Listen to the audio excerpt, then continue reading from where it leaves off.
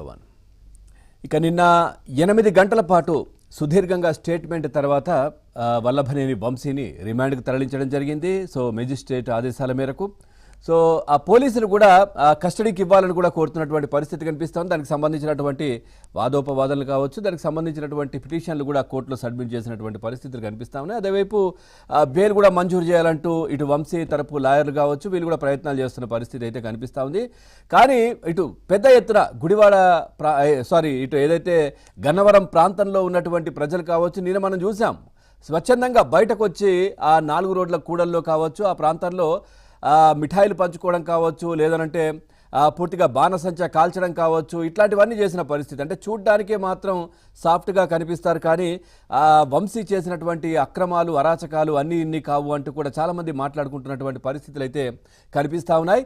2 సార్లు TDP B form పైన ఎమ్మెల్యేగా గెలిచినటువంటి వ్యక్తి ఆ తర్వాత అంటే పాలు తాగి తల్లి రొమ్మునే గుద్దినటువంటి వ్యక్తి వల్లభనేని వంశీ అంటూ కూడా కామెంట్లు ఆ ప్రాంతంలో చేస్తున్నటువంటి పరిస్థితులు అయితే కనిపిస్తూ ఉన్నాయి. అట్లాగే ఏదైతే గతంలో వైసీపీ పంచన చేరినటువంటి వ్యక్తి ఆ తర్వాత ఈ విధంగా మారారు, టీడీపీలో ఉన్నప్పుడు చాలా క్రమశిక్షణతోనే ఉన్నటువంటి పరిస్థితి కనిపించినప్పటికీ కూడా ఆయన వైసీపీతో అంటే జగన్మోహన్ రెడ్డి పార్టీలో చేరిన తర్వాత ఈ విధంగా మారారనే చర్చ కూడా జరిగినటువంటి పరిస్థితులు అయితే కనిపిస్తూ ఉన్నాయి. వంశీ పైన దాదాపుగా 16 కేసులు అయితే పెండింగ్లో ఉన్నాయి.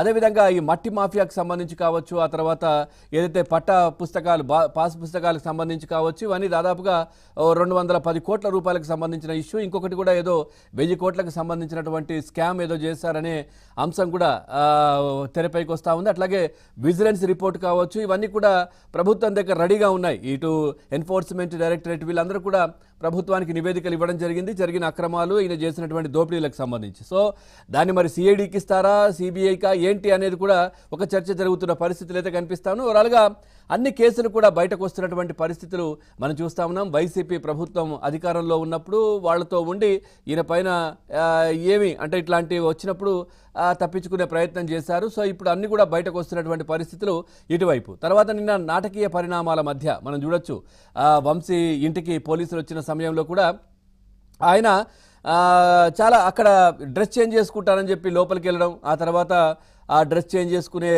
నెపంతో పూర్తిగా ఆ రోతపత్రికకు మీడియాకు కాల్ చేయడం, ఆ తర్వాత ఆయన అనుయాయులు కావచ్చు లేదంటే ఆయనకు సంబంధించినటువంటి వ్యక్తులకు ఫోన్లు చేసుకోవడం, ఆ తర్వాత చాలామంది పెద్దలు వైసీపీకి సంబంధించిన వాళ్ళకి ఫోన్లు చేసుకొని నన్ను కాపాడండి ఏంటి మరి పరిస్థితి అని వాళ్ళతో మొరబెట్టుకోవడం, సో మా చేతుల్లో ఏమీ లేదని చెప్పి వాళ్ళు చేతులు ఎత్తేయడం, సో ఇవన్నీ కూడా జరిగాయనే కామెంట్స్ వినిపిస్తూ ఉన్నాయి. అదేవిధంగా గూగుల్ టేక్అవుట్ ఖచ్చితంగా కూడా ఇప్పుడు కూడా తీయాలి, ఎందుకంటే వంశీ డ్రెస్ చేంజ్ చేసుకుంటానని చెప్పి లోపలికి వెళ్ళిన తర్వాత ఎవరెవరికి ఫోన్ చేశారు, ఏం మాట్లాడారు ఏంటి అనేది కూడా ఎంక్వైరీ చేసే అవకాశాలు అయితే కనిపిస్తూ ఉన్నాయి. ఎందుకంటే చాలా కీలకంగా కూడా కొంచెం ఎవరితో పెద్దవాళ్ళతో వైసీపీకి సంబంధించిన నేతలతో మాట్లాడినట్టుగా తెలుస్తుంది. అదొక వైపు.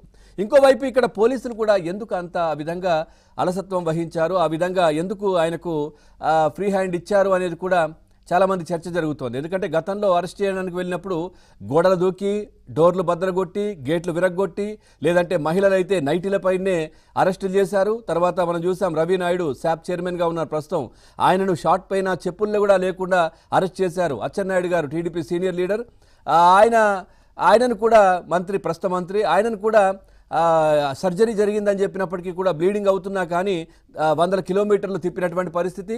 అంతేందుకు ఇటు ప్రస్తుత ముఖ్యమంత్రి అప్పటి ప్రతిపక్ష నేత చంద్రబాబు నాయుడు గారిని కూడా ఎలాంటి నోటీసులు లేకుండా కూడా ఆయన బస్సులో బస చేస్తున్నటువంటి సమయంలో డోర్లు కొట్టేసి ఆయనను బయటకు తీసుకొచ్చి నోటీసులు ఏవి అంటే అప్పటికప్పుడు రాసి చూయించి ఆయన అరెస్ట్ చేశారు. కానీ ఇక్కడ అట్లా చట్టాన్ని మీరమని చెప్పట్లేదు, కానీ ఎందుకు ఆ విధంగా వెసులుబాటు కల్పిస్తున్నారనేది కూడా ఒకవైపు చర్చ జరుగుతోంది.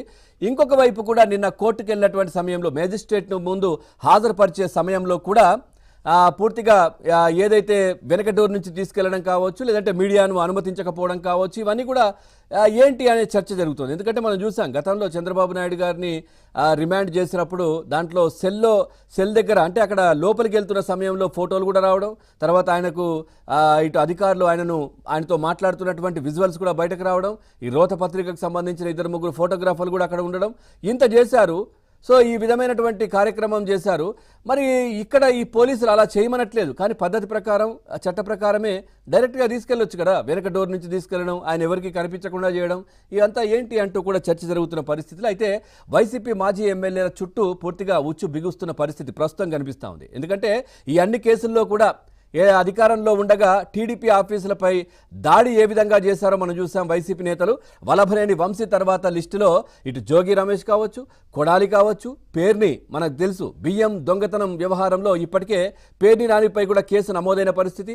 అట్లాగే చంద్రబాబు ఇంటిపై దాడి, అగ్రిగోల్డ్ కేసుల్లో ఇటు జోగి రమేష్ కూడా ఇరుక్కున్న పరిస్థితి మనం చూసాం. చంద్రబాబు ఇంటిపై దాడి కేసులో కూడా విచారణ జోగి రమేష్ ఎదుర్కొంటున్నారు. గుడివాడ టీడీపీ ఆఫీస్పై దాడిలో ఇటు కొడాలి నానిపై కూడా త్వరలో కేసు నమోదయ్యే అవకాశాలున్నాయి. అట్లాగే చంద్రబాబు, పవన్ కళ్యాణ్ పై కూడా గతంలో వ్యక్తిగత దూషణలకు కూడా ఆయన పాల్పడ్డారు. అదేవిధంగా వైజాగ్కు సంబంధించినటువంటి లా స్టూడెంట్ కూడా నానిపైన ప్రస్తుతం కొద్ది రోజుల క్రితం కేసు కూడా పెట్టారు ఆ భాషకు సంబంధించి. ఇక వైసీపీ నేతలు అధికార గర్వంతో విర్రవీగి వారి ఎట్లా ఏ విధంగా ప్రవర్తించారో మనం చూసాం. వాళ్ళందరినీ కూడా భరతం పట్టేందుకు ఇటు కూటమి ప్రభుత్వం కూడా సిద్ధమవుతున్నట్టుగా తెలుస్తోంది. టీడీపీ కేంద్ర కార్యాలయంపై దాడి చేసిన వారిలో దేవినేని అవినాష్ కూడా ప్రధానంగా ఉన్నారు. త్వరలోనే వైసీపీ మాజీ మంత్రులు అరెస్ట్ అవుతారంటూ కూడా కూటమి నేతలు చెప్తున్నటువంటి పరిస్థితి. తప్పు చేసి తప్పించుకుందామని ప్రయత్నిస్తున్న వైసీపీ నేతలను వదిలేది లేదు అంటూ కూడా చెప్తా ఉన్నారు. రోజా ఆడుదాం ఆంధ్రాలో స్కామ్ చేశారు, తర్వాత రిషికొండ, ఆ తర్వాత పర్యాటక శాఖ మంత్రిగా ఏం చేశారో చూసాం. తిరుమలలో కూడా ఆమె చేసినటువంటి అరాచకాలు అన్ని ఇన్ని కావు, వందల సంఖ్యలో కూడా ఇటు వీఐపీ బ్రేక్ దర్శనాలు చేయించడం, డబ్బులు వసూలు చేయడం, ఇవన్నీ కూడా చూసాం. ఆ తర్వాత శ్రీవాణి ట్రస్ట్లో కూడా 500 కోట్ల రూపాయల స్కామ్ జరిగిందనే మాటలు. ఆ తర్వాత గత ప్రభుత్వం వైసీపీ అధికారంలో ఉన్నప్పుడు పూర్తిగా అందరూ ఎవరి కనుసన్నల్లో పనిచేశారు, ఎవరి కోసం పనిచేశారో కూడా అందరికీ తెలిసిందే. సో అన్ని వేళ్ళు కూడా ప్యాలెస్ వైపే చూపిస్తున్న పరిస్థితి ఇక ఒక్కొక్కరికి ఉంటుంది అంటూ కూటమి నేతలైతే చెప్తున్నటువంటి పరిస్థితి కనిపిస్తోంది. మొదటి వికెట్ పడింది, తర్వాత బంతికి 3 వికెట్లు పడతాయంటూ కూడా చాలామంది